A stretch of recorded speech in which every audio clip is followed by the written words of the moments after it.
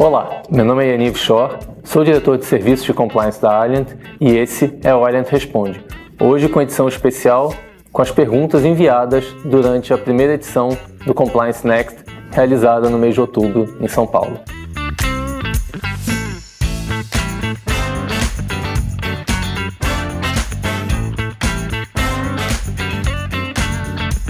A primeira pergunta que chegou para a gente é: como posso incorporar o background check no processo de conheça o seu funcionário, ou Know Your Employee?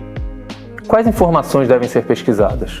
Bom, essa é uma pergunta muito interessante porque existem vários mitos sobre a questão de pesquisas que podem ser feitas num processo seletivo, principalmente quando a gente fala do Know Your Employee, né, ou conheça seu funcionário. Na verdade, essas pesquisas elas podem ser feitas com fontes públicas e desde que não gerem nenhum tipo de discriminação na hora da contratação.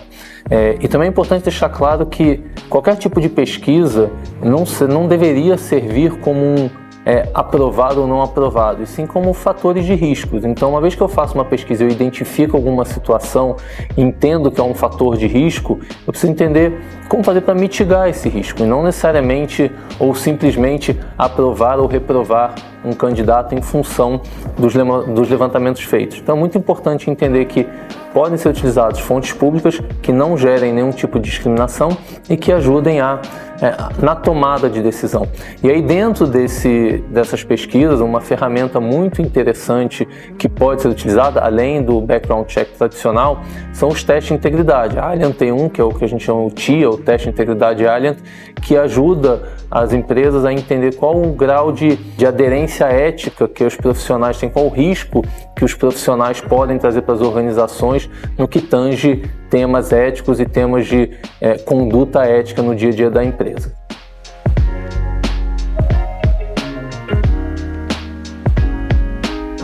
Como levar uma abordagem do compliance mais digital para a cadeia de fornecimento? Bom, assim como compliance de maneira geral precisa ser mais digital, precisa ser mais automatizado, a gestão da cadeia de fornecedores também.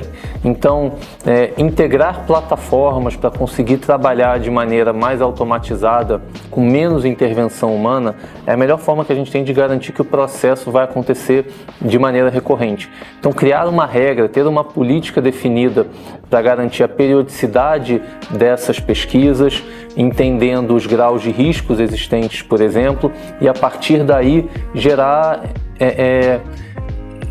pesquisas periódicas, mensais, semestrais, anuais, para entender se teve alguma mudança no grau de risco originalmente pesquisado. E o mundo ideal é conseguir integrar, por exemplo, a sua plataforma de diligências ao seu ERP e garantir que dessa forma um pagamento não pode ser feito se eu não tive uma aprovação prévia num processo de due diligence. Esse processo precisa estar integrado também com os envios de documentos.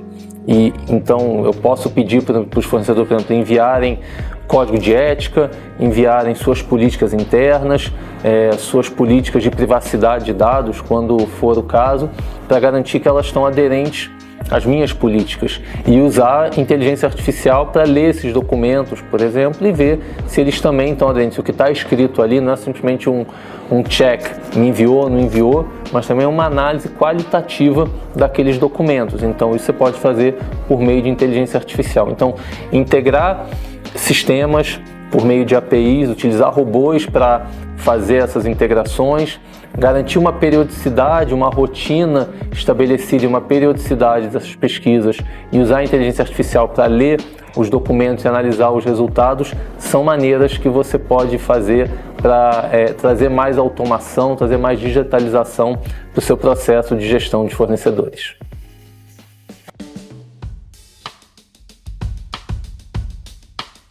Como fazer uma pesquisa de maturidade com colaboradores que não têm e-mail?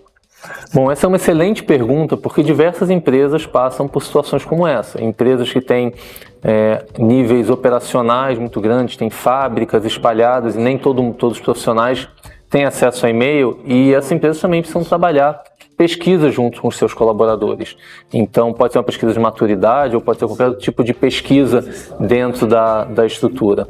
Uma forma de se fazer isso, por exemplo, é você espalhar principalmente em unidades produtivas, espalhar cartazes com QR Code, para que as pessoas possam, com o próprio celular, acessar a pesquisa e a partir daí responder, né? E aí a gente consegue garantir que a gente atinge o máximo possível de profissionais da organização e com isso a gente tem uma amostragem maior também para pessoas que não necessariamente tenham e-mail. Uma outra forma também de você atingir esses públicos é por meio de entrevistas pessoais mesmo, por grupos de trabalho, em que você pode organizar um grupo de profissionais de diferentes áreas, de diferentes atividades, com diferentes níveis de senioridade e de tempo de casa, e fazer o que se chama de focus group, onde você pode discutir com essas pessoas, né, questões específicas e ter até uma análise mais qualitativa daquele ponto. Então, resumindo, buscar espalhar cartazes com QR Code ou com links de acesso, ajuda, qualquer um consegue acessar com seu próprio celular, ou eventualmente fazer essas entrevistas de forma individual com focus group, também são maneiras de atingir as pontas e as pessoas que não têm e-mail ou qualquer outro tipo de acesso no dia a dia.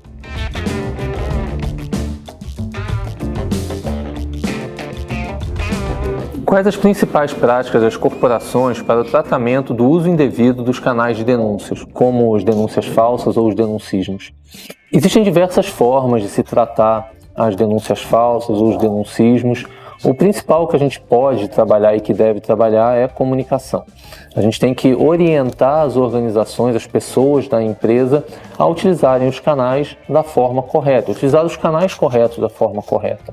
Então existem canais para reclamação, existem canais para tratar questões, por exemplo, de RH, existem canais para tratar denúncias referentes ao programa de compliance ou a questões de integridade das empresas. Então trabalhar a comunicação é a principal maneira que a gente tem para garantir que as pessoas usem os canais corretos. E a partir do momento em que a gente trabalha a comunicação e a gente orienta as pessoas, a tendência é que os relatos que cheguem no canal sejam relatos mais qualificados, porque as pessoas entendem que quanto mais informações trouxerem para o canal, quanto mais detalhes trouxerem para o canal, melhor vai ser a apuração. Então, trabalhar fontes, trabalhar da melhor forma possível, orientação para as pessoas, utilizarem os canais corretos, da forma correta, orientando sobre relatos qualificados, é a primeira forma. E a partir daí, quando começam a entrar relatos de denuncismo ou de denúncias infundadas e que a área de compliance consegue entender as situações que estão acontecendo isso, obviamente que deve existir pela própria área de compliance um trabalho para tratar essas denúncias falsas, inclusive aplicar o balanço de consequência adequado para denúncias falsas, porque não é o objetivo do canal. A gente sempre fala que o objetivo do canal é que as pessoas façam relatos de boa fé. Então não necessariamente eu posso ter certeza daquilo que eu estou falando, mas eu estou fazendo de boa fé, porque eu quero o bem da minha organização e eu estou trazendo um relato qualificado, com o máximo possível de informação para que a área de compliance ou a área que vai fazer a apuração possa fazer isso da melhor forma possível.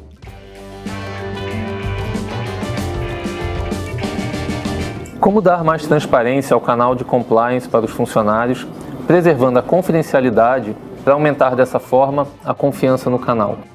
Trazer transparência do canal para os públicos envolvidos, para os colaboradores, é uma boa forma de fazer com que as pessoas confiem mais no canal, na própria ferramenta. E a principal maneira de fazer isso é trazer os próprios indicadores do canal para que as pessoas vejam o que é falado, o que é reportado, como é reportado, obviamente mantendo sempre a confidencialidade e não informando informações sigilosas que possam trazer algum prejuízo para a empresa. Mas, por exemplo, a quantidade de relatos que chegou dentro daquele ano é uma informação que pode ser trazida. O tempo médio de apuração da organização é uma informação que pode ser utilizada, até porque essa informação ajuda muito para o próprio colaborador se sentir menos ansioso ao receber uma resposta ou de enxergar o resultado de uma denúncia que ele fez. Vou dar um exemplo. Se eu sei que na minha empresa o tempo médio de apuração é de 42 dias, eu vou fazer uma denúncia, não adianta eu esperar um resultado no dia seguinte ou na semana seguinte. Eu sei que vai levar, em média, pouco mais de um mês para gerar algum tipo de resultado. Então essa informação é muito relevante. Outra informação relevante, por exemplo, é o tipo de ação que é tomada para cada tipo de denúncia.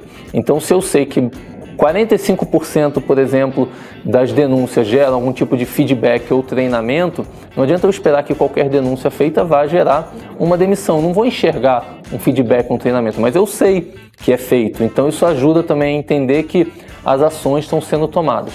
Então trazer informações, trazer indicadores que não botem em risco ou que não tragam nenhum prejuízo à organização é a melhor maneira que você tem de dar transparência ao canal e de mostrar para todo mundo que existe um fluxo, existe um processo que funciona.